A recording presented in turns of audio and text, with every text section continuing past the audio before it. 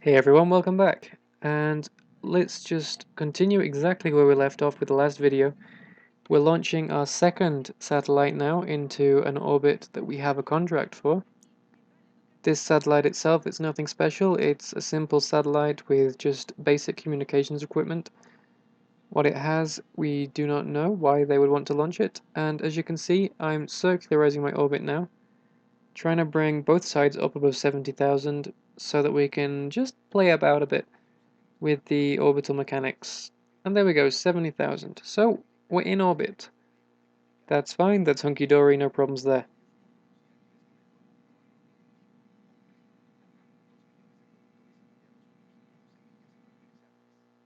And, okay, I'm not as clever as I thought I was. I'm trying to burn the orbit, and eventually I brought down behind me. So I'm not going to be able to line up the apoapsis and periapsis straight away, because that will end up losing me too much velocity. And yeah, I'll burn up and die. What we can do now is deploy the antenna, this nice antenna, and that's not got a lot of weight on it, so the spin problem that I was having last video should be minimized. The debris is coming down, that's all great. We've created no space debris so far, except for the pieces that Kerbal Space Program hasn't simulated as being returned yet. So I'm playing with a maneuver node because I really want to try and get this done now while I have contact with the Space Center. And it looks like it's not really happening, so I'm gonna have to just take this baby for a few orbits and see if we can't find another way to do it in a few orbits time. Until you have communication satellites, a lot of this is waiting for the stars to align, as it were. So probably at the high point of my orbit, I can push away from Kerbin a little bit. Like now, maybe. See if we can't do something now.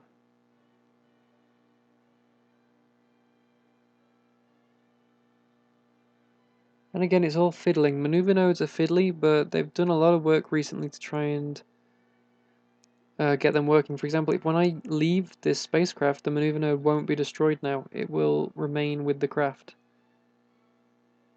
Okay, that looks good. We have a node matched up with a node.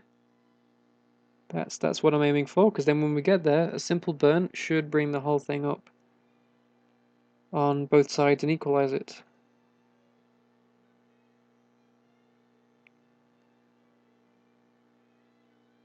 Okay, I mean, you don't need to be too close. Again, 7% is what they're aiming for. So point to node, get ready for a burn. I'm using the autopilot here because it's given me a number of seconds in the bottom corner.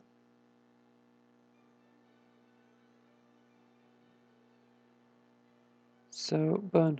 And make sure to kill, don't point at the node when you start your burn, kill the translation, because if you shoot over a little bit, then you'll start this spin as it tries to find the node again. But there we go.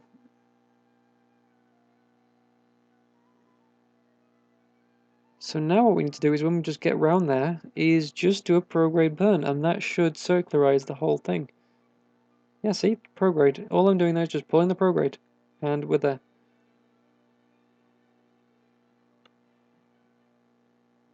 A little bit of fine-tuning, but, that's just me being perfectionist. You don't need to do that for this contract.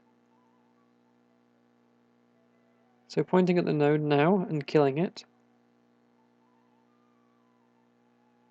Okay. So maybe this orbit, or maybe next orbit. No, we're going too fast. So this is going to take a few orbits of time progression to fix it. So while it's doing that, let's just watch that piece of the previous probe. It's coming in quite fast.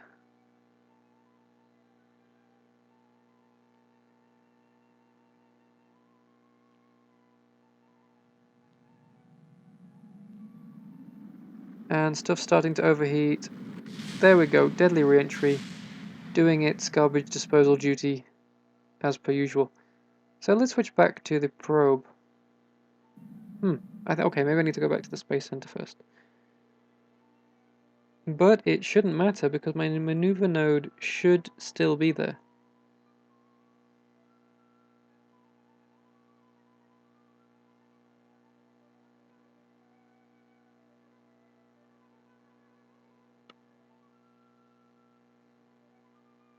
Okay, well you can't really see a lot because I'm in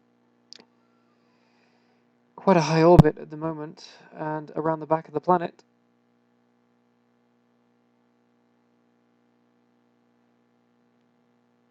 No energy. Why have I got no energy? Got no energy because I'm not pointing at the sun. That's fan-friggin-tastic. Okay.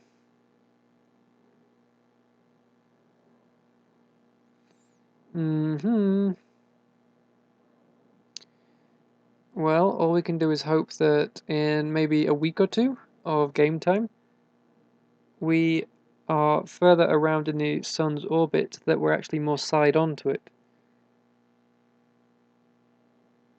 Seems that we're starting to be slowly, as you can see the sun moving across. And okay, there we go. There we go, we have it now. We're side enough on that the solar panels are picking up. Oh, but then we're eclipsed, aren't we? Oh god. So being around the back, we have got time to charge it up during the orbit, but then it all burns off during the eclipse stage before we get to the maneuver node. Or, either that or the space center isn't below us when we need it there, so...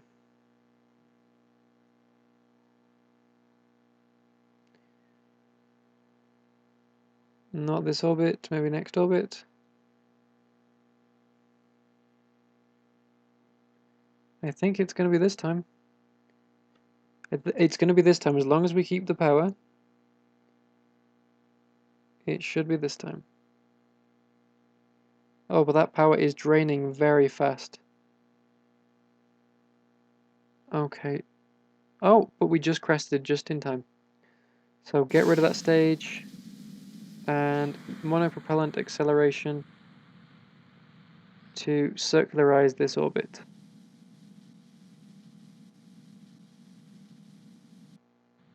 And more or less, I believe that we have it. Just checking the objectives.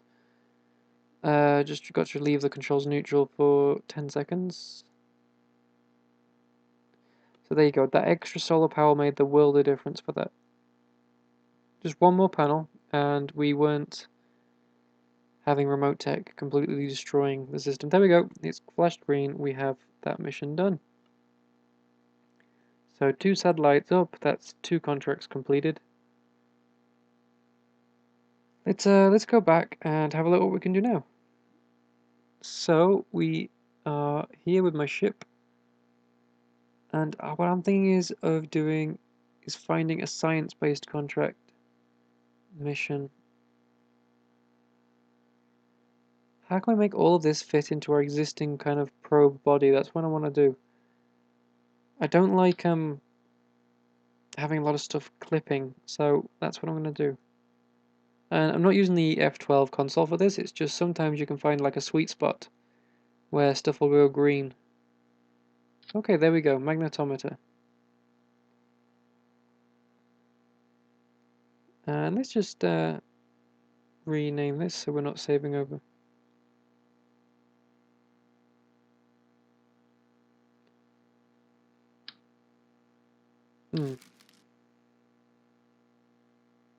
This only needs to get into space. We don't need all of that.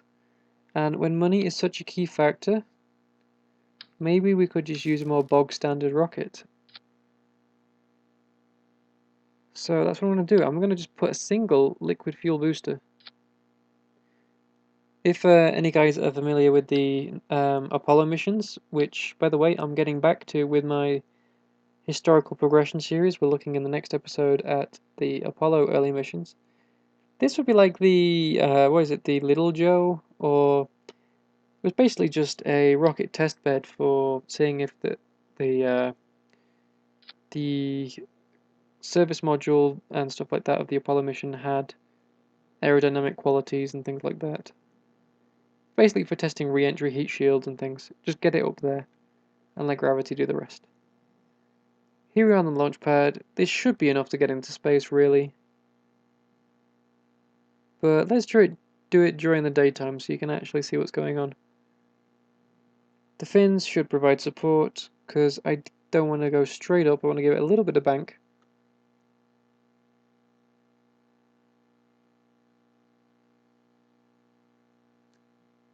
And here we go. Okay, maybe I shouldn't have lowered the thrust quite that much. This is basically walking speed. But it should increase as the amount of fuel in the solid rocket stage decreases.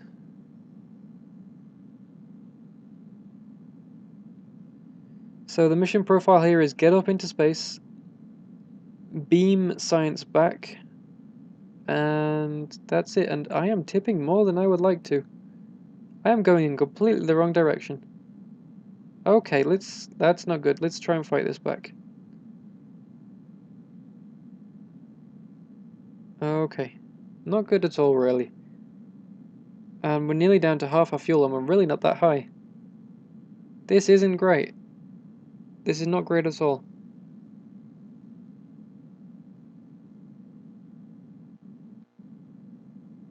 And thing is, if we keep going this way, the rotation of the planet is going in the opposite direction, meaning we won't have radio contact for as long, so we really need to start going towards 90 degrees, rather than the 270 degrees we're heading towards.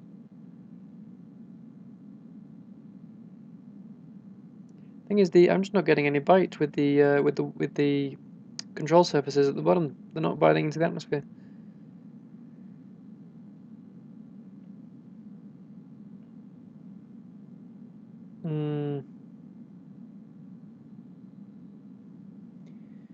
Well, now this is probably the stage we start thinking, I better stop risking it because I'm not going to have the fuel to get the altitude.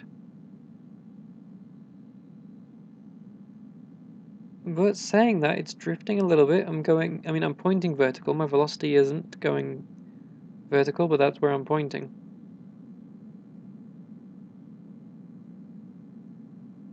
Okay, this ain't too bad. This ain't too bad. This is bad. Okay, it's gonna flip. Stop flipping. Stop flipping. Okay, that's fairly stable, but we're bingo on the solid rocket fuel.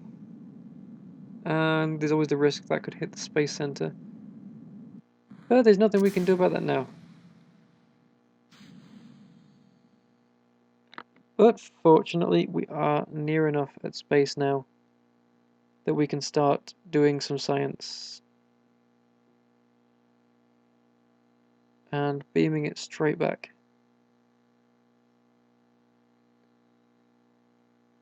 Hopefully that should be enough for the mission. Right, just do science from Kerbin orbit, that was it.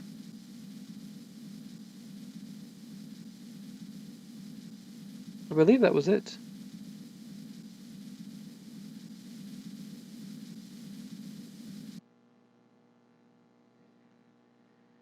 So actually that was fine. I've got a lot of monopropellant fuel here that I can use to bring me around a bit. Just wondering why the contract's not gone green yet. Or has it? I don't know, I'm very bad at reading that kind of thing. But yep, the fuel is gone there. We've transmitted the science. So I guess it's time for it to come back home now. Now, none of this science will be recovered. With a magnetometer boom, you don't need to. You don't get any benefit from returning it as opposed to just transmitting it. But then again, we would have got some more money from recovered parts and things like that. What, the re-entry effects are kicking in now? Whoop. Wow. Okay. The new particle explosions are part of the new 2.5, they look great. But most of this has actually survived intact, quite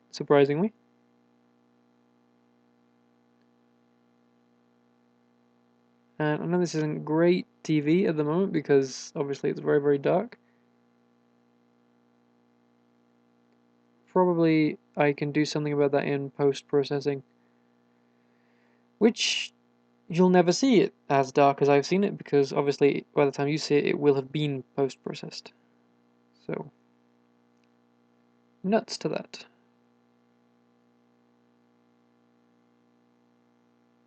And actually, we're going quite sedately towards the surface. I don't know whether it's acting like a air. Okay, that wasn't as slow as it looked. That was quite fast. And yeah, there's nothing to recover. So let's go back to the Space Center.